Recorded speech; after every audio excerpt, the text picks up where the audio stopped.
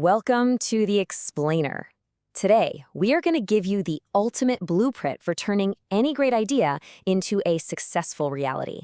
We're going to go through it step by step, giving you the exact tools you need to actually make things happen. So let's start with a challenge we've all faced, right? You've got this brilliant idea. Maybe it's a new business, maybe just a cool side project. But how do you take that spark in your brain and actually bring it into the real world? Well, the answer isn't just about working harder or, getting lucky. It's about having a solid management blueprint. This is a set of 6 powerful interconnected steps that guide you from start to finish. So let's break down the very first one. All right, first things first. Every great blueprint starts with a solid foundation. And in the world of management, that foundation is planning. It is the essential first step that everything else is built on top of. So what do we actually mean by planning? Well, think of it like creating a detailed roadmap before you even start the car. It's where you decide what needs to be done, why it needs to be done, how, when, and who's going to do it. Without this, you're just guessing. But with it, your project has a clear direction and a real purpose right from day one. And the entire planning process really just boils down to these 5 key questions. But here's the secret sauce, the real game changer. For every single answer, you have to ask why. That constant questioning is what separates a pretty good plan from a truly great one. It makes sure every single action has a clear, strategic purpose.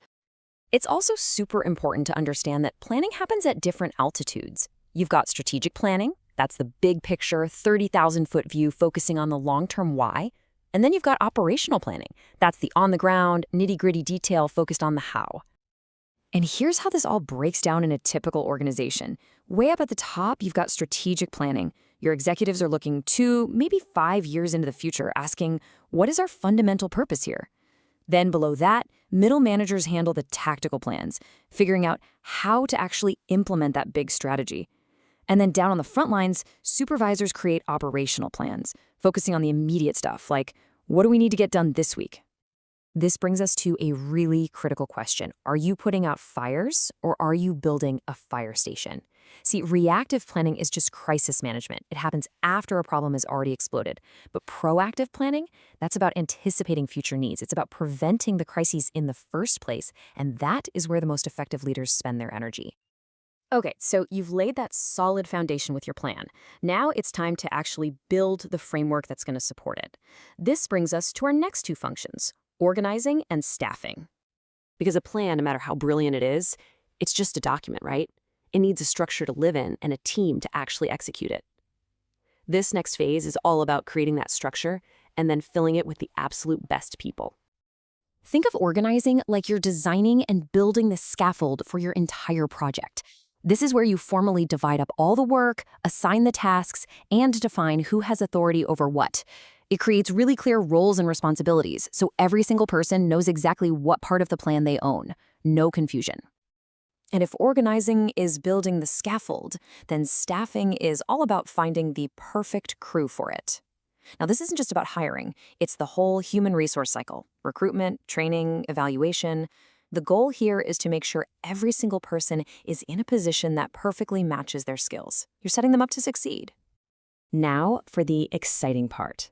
The structure is built, the team is assembled, the plan is ready. It is time to bring this blueprint to life. And this is where directing and coordinating come into play. Directing is the active human side of management, and it is so much more than just telling people what to do. It's about giving clear directions, supervising their work, leading by example to inspire them, motivating them to do their absolute best, and communicating constantly to keep everyone aligned and on the same page.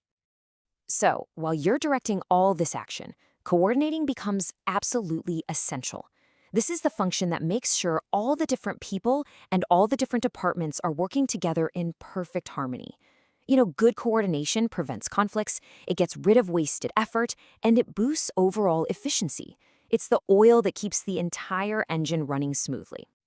So the project is in full motion, and the team is working hard. But the job isn't done yet, not by a long shot. This brings us to the final, and maybe the most overlooked, function of management: the follow-up. This function is called controlling, and really, it's the quality check for your entire project. It's how you make sure the final result actually matches the blueprint you started with. You do this by constantly monitoring progress and making corrections along the way. And this is why it is so vital. A lack of follow-up is one of the most common reasons that projects just completely fail. The takeaway is simple. A plan without a control system is just a wish. You have to check your progress. Okay, we have covered a ton of ground, so let's pull it all together into the complete management blueprint. And here they are, the 6 essential functions of management. You start with planning, that's your foundation. Then you build the structure with organizing and find the team through staffing. You bring it all to life with directing, and you ensure great teamwork with coordinating. And finally, you guarantee quality with controlling. This is your complete toolkit for success. So now you have the blueprint. You have the 6 functions that can turn any idea into a reality. The only question left is, what are you going to build with it? What's the very first step in your next plan?